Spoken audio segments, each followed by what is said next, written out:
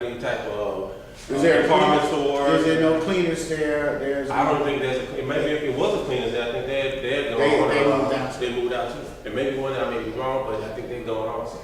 And primarily you look at the strip looks like a very abandoned. Right, so this is part of the plan that we see going on in our community, throughout our community as they are moving us out. And I'm not gonna keep saying they, I'm saying Ron Emanuel and the people, the representatives in the city, in city council, in the city of Chicago, that they are coming up with any economic development plan for the people, particularly black people here in the city of Chicago. They're abandoning us. They're abandoning us, and then our people are left here alone, not being able to say anything. You know, don't have any plan, and people that are being paid to represent us are not representing us, And Brookings, I think Brookings barely won the less than 5,000 votes, right? Yeah, because he had to have a runoff because the person he's in Congress, but the one that was challenging him, he brought us some interesting points. So I guess like Robert Emanuel, everybody they thought it was gonna be a landslide, but they didn't really go out there and promote, or like I said, go out there and try to go ahead and try to I'm sorry the word I'm trying to say, trying to say, but their politics, they didn't run a campaign. I'm sorry, they didn't really do a strong campaign. They just knew they was gonna win.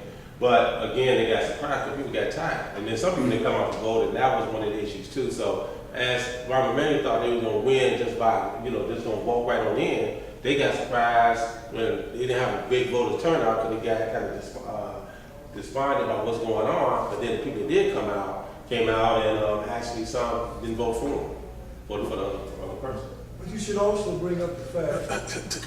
Come on over here. This is the brother, Smuel, Dr. Smuel, from being out amongst the community. What, the point you brought up about those people that want to run off, Yes. if you look at the record, Mayor Rahm Emanuel, PAC, funded just about all of them. So every black alderman that was in a runoff, they could draw money from Rahm Emanuel's political PAC. So therefore, who do you think they're going to have allegiance to? So the deck was stacked. Even if we thought we was going to vote for someone that represents us. Yes, there's no way. Let me put it to you in a short story. There's a woman, she's a beautiful woman, and she's married to a guy that's wealthy. And her family is also doing well because most of them are employed by her wealthy husband. But he has another side to himself. When she doesn't move at the pace that he wants her to, he abuses her. So over a period of years, he done broke her jaw, fractured her nose, and every time she run home and complain and says she's not going back, most of the family members that are employed by this wealthy husband will say, well, girl, I know that was wrong what he did, but he said he's going to change. He didn't hit you with a bat, he just hit you with his fist. So she goes back. Time and time again, she goes back till she reaches a point where she said, I cannot take this anymore. She said, I don't care if he pleads with me and be nice to me, I'm not going back. My whole point of the story is those people that have the people hustling them out to the polls and saying we need to vote, they're like that woman's family, pushing her into a toxic situation. So these same black activists and whatever you want to call them are pushing black people, go right back to the slave master and get stamped on. And when we complain, they just say, well, things ain't bad as they used to be. So when will we reach a point where we begin to say enough is enough? That point is not going to arrive, in my view, until there is extreme pain when we decide No, we're not going to take it no more. The politicians are loyal to the people that they work for. Mm-hmm. Would you go hire a lawyer that's interested more in not saying something to the judge that will offend the judge, and your life is hanging in the balance? You're paying him. Well, he said, well, I'm thinking about my career. You would tell him, get out of here. Well, that's what politicians do. So they're making choices based upon their career. $125,000 for a part-time job. They have 5 things that they do as a legislator: appropriate, raise taxes, levy, and I can't think of the other 2. That's their job. How do you go from 1975 making $40,000 a year, and most of them had another job, till now you're making $115,000, and they tell the people, say, we work hard. Ask the politician, give a description of your job. When you raise your right hand, what are you swearing to? They never ask that question. When those members grilled the police chief, did you hear any of them ask him or challenge him based upon data, statistic that he didn't change? They didn't ask him nothing concerning the information that was already recorded where he lied and changed numbers. Yeah, change numbers. They didn't ask any of that. They just said, well, in our communities, we don't want to take the blame. But if you would have pulled out the record and challenged him according to his record, then anybody said, we're backing this guy. So wait a minute. It just said that he changed the numbers. They lower rated the numbers. They moved crime. He shifted to over here. It's already been proven. And the hiring of the police officers. Right. It's already been proven. But they didn't bring any of that up. So what I'm saying to the people is that watch what the people say that say they're representing you. They don't ask the right questions.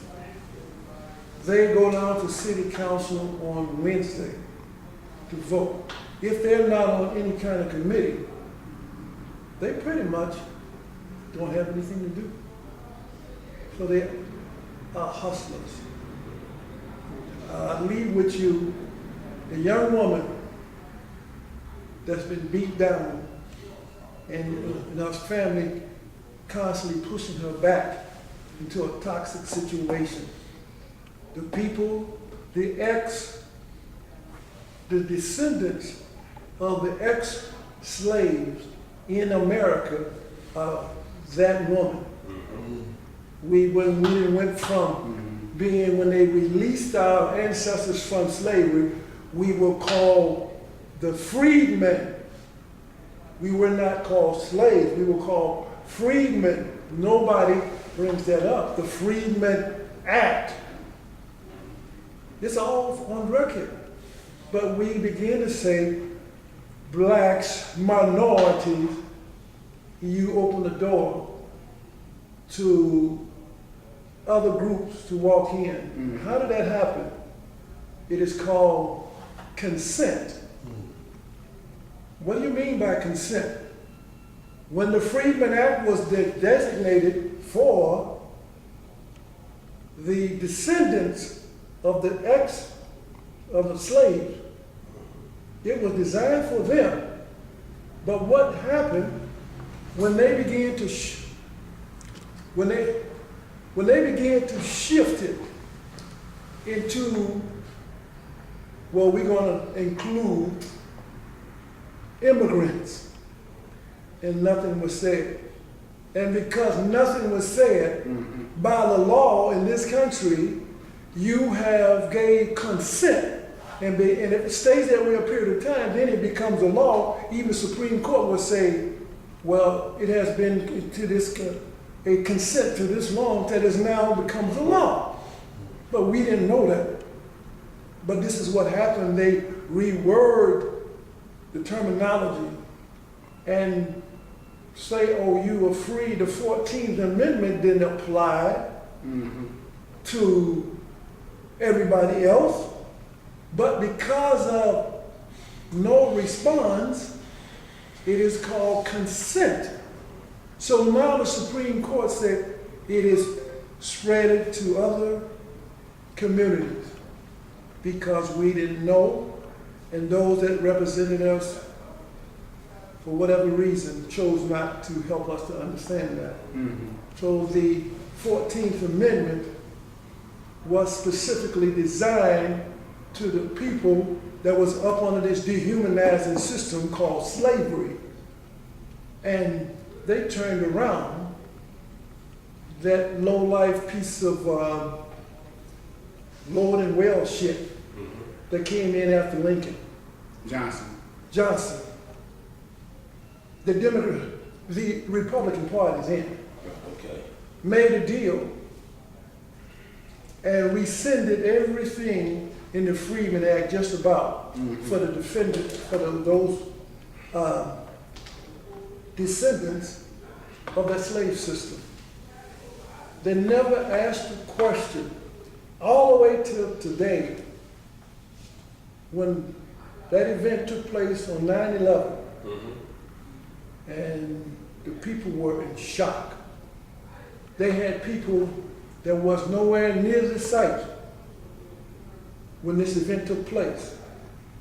And they were people that's 1,000 miles away, had to be taken to the hospital because they were in shock, passing out from seeing this horror. They were in shock.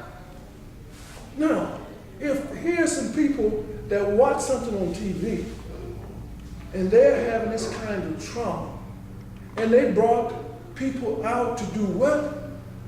To debrief these people. And you mean to tell me you didn't have somebody you dehumanized, stripped of everything, brutalized for 300 years, 100 years of Jim Crow? Where was the debriefing done for those 400 years? There was no debriefing, so they're no different than a soldier that has been in combat for 2 whole years in the battlefield. That person will never be corrected until they have been debriefed.